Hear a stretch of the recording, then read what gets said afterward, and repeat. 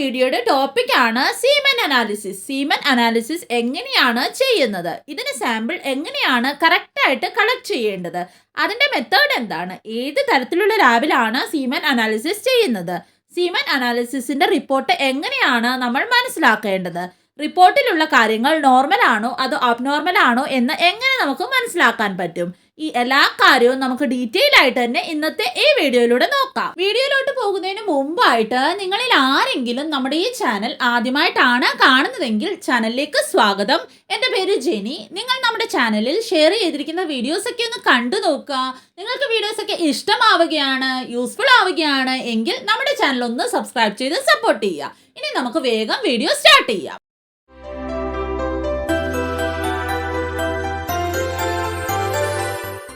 Seamen analysis ആണ് ഏറ്റവും ആദ്യം ഡോക്ടർ പ്രിസ്ക്രൈബ് ചെയ്യുന്ന ഇൻഫെർട്ടിലിറ്റി ടെസ്റ്റ്. ഇൻഫാക്ട് റെക്കമെൻഡഡ് കാര്യം എന്താണെന്ന് പറഞ്ഞാൽ സ്ത്രീകളുടെ ടെസ്റ്റുകളെല്ലാം ചെയ്യുന്നതിന് മുമ്പ് തന്നെ സീമൻ അനാലിസിസ് ചെയ്യണം. അത് അത്യാവശ്യമാണ്. അതിൻ്റെ കാരണം എന്താണെന്ന് പറഞ്ഞാൽ പ്രഗ്നൻ്റ് ആകാൻ വേണ്ടിയിട്ടുള്ള പ്രോസസ്സിൽ 50% കോൺട്രിബ്യൂഷൻ സ്പേംസിൽ നിന്നാണ്.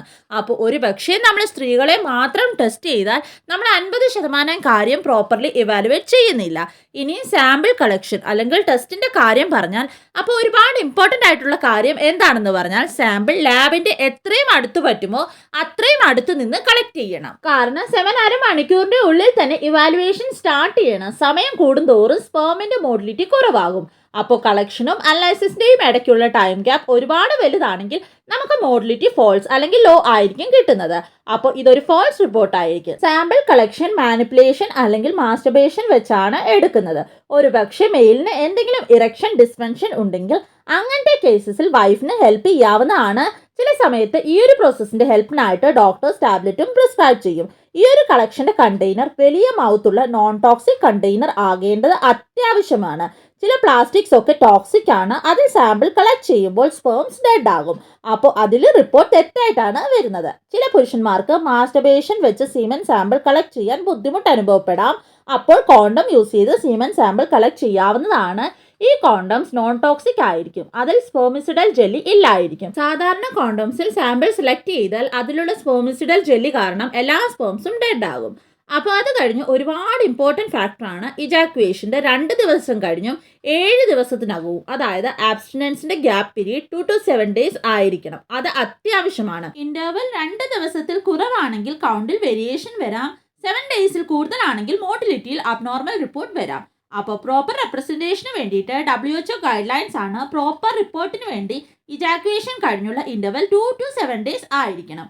ഇത് അത്യാവശ്യമാണ്. സാമ്പിൾ കളക്ഷന്റെ അരമണിക്കൂറിനകത്ത് തന്നെ അനലിസിസ് സ്റ്റാർട്ട് ആയിരിക്കണം. അനലിസിസിൽ 3 കാര്യമാണ് മുഖ്യമായിട്ട് നോക്കുന്നത്.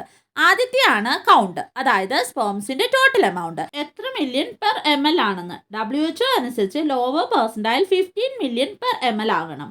രണ്ടാമത്തെയാണ് മോട്ടിലിറ്റി, അതായത് മുന്നോട്ട് പോകാനുള്ള കപ്പാസിറ്റി എത്രയാണെന്ന്. WHO അനുസരിച്ച് നോർമൽ 32% പ്രോഗ്രസീവ് മോഡിലിറ്റി ആകണം. ലാസ്റ്റ് പാരാമീറ്റർ, അതായത് ഒരുപാട് ഇമ്പോർട്ടൻറ്റ് പാരാമീറ്റർ ആണിത്. ഒരുപാട് ലാബിൽ ഇത് നോക്കാറേ ഇല്ല. പക്ഷേ ഏറ്റവും ഇമ്പോർട്ടൻറ്റ് ഇതാണ് കൺസെപ്ഷനിൽ, അതായത് സ്പേം മോർഫോളജി എന്ന് പറഞ്ഞാൽ സ്പേംസിന്റെ ഘടന. സ്പേംസിന്റെ മോർഫോളജി 5th പെർസെന്റൈലിൽ 4% ആണ് എന്ന് പറഞ്ഞാൽ നോർമൽ ഒരാളിന്റെയും 5 to 6% മാത്രമേ നോർമൽ സ്പേം ഉള്ളൂ. ബാക്കി എല്ലാം 90% സ്പേംസും അബ്നോർമൽ ആയിരിക്കും. ഈ ഒരു കാര്യം കേട്ടിട്ട് നിങ്ങൾക്ക് ഒരുപാട് അത്ഭുതം തോന്നുന്നുണ്ടായിരിക്കും അല്ലേ? പക്ഷേ ഈ ഒരു ക്രൈറ്റീരിയ ക്രൂഗേഴ്സ് ക്രൈറ്റീരിയ ആണ്. ഇതിനെ സ്ട്രിക്റ്റ് ക്രൈറ്റീരിയ എന്നും പറയും. ക്രൂഗേഴ്സ് ക്രൈറ്റീരിയ അല്ലെങ്കിൽ സ്ട്രിക്റ്റ് ക്രൈറ്റീരിയ പേര് പോലെ തന്നെ സ്ട്രിക്റ്റ് ആണ്. ഇതിൽ ബോർഡർ ലൈൻ വന്നാലും അബ്നോർമൽ ആയിട്ടാണ് ക്ലാസിഫൈ ചെയ്യുന്നത്. ഈ ഒരു കാരണം കൊണ്ടാണ് നോർമൽ സാമ്പിളിൽ പോലും 6 to 10% മാത്രമേ പെർഫെക്റ്റ്ലി നോർമൽ സ്പേംസ് ആയിരിക്കുള്ളൂ. ബാക്കി 90% അബ്നോർമൽ ആയിരിക്കും. ഈ ഒരു പെർസെൻറ്റേജ് 4% കുറവാണെങ്കിൽ അബ്നോർമൽ ആയിട്ടാണ് കൺസിഡർ ചെയ്യുന്നത്. അതിനെ ടെറാറ്റോസോസ്പെർമിയ എന്നാണ് പറയുന്നത്. WHO 2010 ക്രൈറ്റീരിയ അനുസരിച്ചാണ് ഈ ഒരു ക്രൈറ്റീരിയ. ഇന്ത്യയിലുള്ള കൂടുതലും ലാബ്സ് ഈ ഒരു കാര്യം അല്ല യൂസ് ചെയ്യുന്നത്. അതുകൊണ്ട് തന്നെ നമ്മൾ ഡിസ്കസ് ചെയ്യുന്ന ലാസ്റ്റ് പോയിന്റ് ഏത് ലാബിലാണ് സീമൻ അനാലിസിസിനും കളക്ഷനും വേണ്ടിയിട്ട് യൂസ് ചെയ്യേണ്ടത്. അതാണ് എപ്പോഴും WHO 2010 ക്രൈറ്റീരിയ യൂസ് ചെയ്ത് ടെസ്റ്റ് ചെയ്യുന്ന ലാബ് വേണം യൂസ് ചെയ്യാനായിട്ട്. WHO ഒരുപാട് നല്ലതായിട്ട് തന്നെ ഡിസ്ക്രൈബ് ചെയ്തിട്ടുണ്ട്. അപ്പോൾ അതനുസരിച്ച് വരുന്ന റിപ്പോർട്ട് സ്റ്റാൻഡേർഡ്സ് അനുസരിച്ചാണെന്ന് നമുക്ക് ഉറപ്പിക്കാം. അതിലാണ് കറക്റ്റ് ആയിട്ട് ഫെർട്ടിലിറ്റി അസസ് ചെയ്യുന്നത്. ഒരു പക്ഷേ റിപ്പോർട്ട് അനുസരിച്ച് എന്തെങ്കിലും അബ്നോർമാലിറ്റി ഉണ്ടായാൽ, അതായത് കൗണ്ട് കുറവാണ്, അതാണ് ഒലിഗോസോസ്പെർമിയ. മോട്ടിലിറ്റി കുറവാണ്, അതാണ് ആസ്തനോസൂസ്പെർമിയ. മോർഫോളജി കുറവാണ്, അതാണ് ടെറാറ്റോസൂസ്പെർമിയ. ഇതിൽ എന്തെങ്കിലും ഉണ്ടെങ്കിലോ അല്ലെങ്കിൽ ഈ 3 ഫാക്ടേഴ്സും ഒരുമിച്ച്, അതായത് ഒലിഗോ ആസ്നോ ടെറാറ്റോസൂസ്പെർമിയ ഉണ്ടെങ്കിൽ അപ്പോൾ റിപ്പോർട്ട് കണ്ട് വിഷമിക്കേണ്ട ആവശ്യമില്ല. ഒരിക്കലും ഒരു റിപ്പോർട്ടിന്റെ അടിസ്ഥാനത്തിൽ ഒന്നും പറയാൻ തന്നെ പറ്റില്ല. എപ്പോഴും 2-3 സാമ്പിൾ ടെസ്റ്റ് ചെയ്യേണ്ടതായിട്ട് വരാറുണ്ട്. ഈ 3 ടെസ്റ്റിന്റെയും ആവറേജിന്റെ ബേസിസിലാണ് ഒരു കൺക്ലൂഷനിൽ നമ്മൾ എത്തുന്നത്.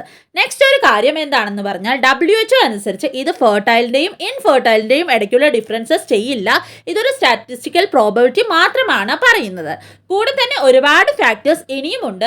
ലാസ്റ്റ് 3 മാസത്തിൽ നിങ്ങൾ എന്തെങ്കിലും ടാബ്ലറ്റ് എടുത്തിട്ടുണ്ടെങ്കിലോ നിങ്ങൾക്ക് എന്തെങ്കിലും അസുഖങ്ങൾ വന്നിട്ടുണ്ടെങ്കിലോ വേറെ എന്തെങ്കിലും പ്രോബ്ലം ഉണ്ടായിട്ടുണ്ടെങ്കിലോ ഒക്കെ സീമൻ അനലൈസിസിൽ ഡിഫറൻസസ് ഉണ്ടാകാം. അപ്പം നിങ്ങളുടെ സീമൻ അനലൈസിന്റെ റിപ്പോർട്ട് അബ്നോർമൽ ആണെങ്കിൽ ഡോക്ടറെ കൺസൾട്ട് ചെയ്ത് അതനുസരിച്ച് തന്നെ നിങ്ങൾ മുന്നോട്ട് പോകുക. നിങ്ങളുടെ മുഴുവൻ ഡീറ്റെയിൽഡ് ഹിസ്റ്ററി, അതായത് നിങ്ങളുടെ പേഴ്സണൽ ഹിസ്റ്ററി, നിങ്ങളുടെ എല്ലാ അഡിക്ഷൻസ്, ലാസ്റ്റ് 3 മാസത്തിൽ നിങ്ങൾക്ക് എന്തെങ്കിലും അസുഖങ്ങൾ വന്നിട്ടുണ്ടെങ്കിലോ അതിന് നിങ്ങൾ എന്തെങ്കിലും ട്രീറ്റ്മെന്റ് എടുത്തിട്ടുണ്ടെങ്കിലോ അതെല്ലാം ഫ്രാങ്ക്ലി ഡോക്ടറോട് പറയുക. കൂടുതലും കേസസിൽ സാധാരണയുള്ള ട്രീറ്റ്മെന്റ് വെച്ച് തന്നെ മെയിൽ ഇൻഫെർട്ടിലിറ്റിയുടെ പരിഹാരം നമുക്ക് കണ്ടുപിടിക്കാവുന്നതേ ഉള്ളൂ. ഈ എല്ലാ കാര്യവും നമ്മൾ ശ്രദ്ധിച്ചാൽ, അതായത് സെമൻ കളക്ഷൻ പ്രോപ്പർലി ചെയ്ത് അനലൈസിസ് പ്രോപ്പർലി ചെയ്താൽ അതിന്റെ റിപ്പോർട്ടും കറക്റ്റ് ആയിട്ട് തന്നെ നമുക്ക് കിട്ടും. അപ്പം നമ്മൾ മിസ്ലീഡ് ആയി തെറ്റായ ദിശയിലേക്ക് നമ്മുടെ ട്രീറ്റ്മെന്റ് പോകില്ല. അപ്പോൾ നിങ്ങൾക്ക് സ്പേം അനലൈസിസ് ചെയ്യാൻ നിർദ്ദേശിച്ചാൽ ഈ എല്ലാ കാര്യവും ശ്രദ്ധിക്കുക. നിങ്ങളുടെ റിപ്പോർട്ട് ഉറപ്പായും നിങ്ങളുടെ ഫെർട്ടിലിറ്റി പൊട്ടൻഷ്യൽ ശരിയായിട്ട് പറഞ്ഞു തരും. അപ്പോൾ ഇന്നത്തെ വീഡിയോ ഇത്രയേ ഉള്ളൂ. ഈ ഒരു വീഡിയോ റിലേറ്റഡോ വേറെ ഏതെങ്കിലും ഒരു ടോപ്പിക് റിലേറ്റഡോ ഇനിയും നിങ്ങളിൽ ആർക്കെങ്കിലും എന്തെങ്കിലും ഡൗട്ടോ മറ്റ് കൺഫ്യൂഷൻസോ ഉണ്ടെങ്കിൽ തീർച്ചയായിട്ടും നിങ്ങൾക്ക് താഴെ കമൻറ്റ് ചെയ്ത് ചോദിക്കാവുന്നതാണ്.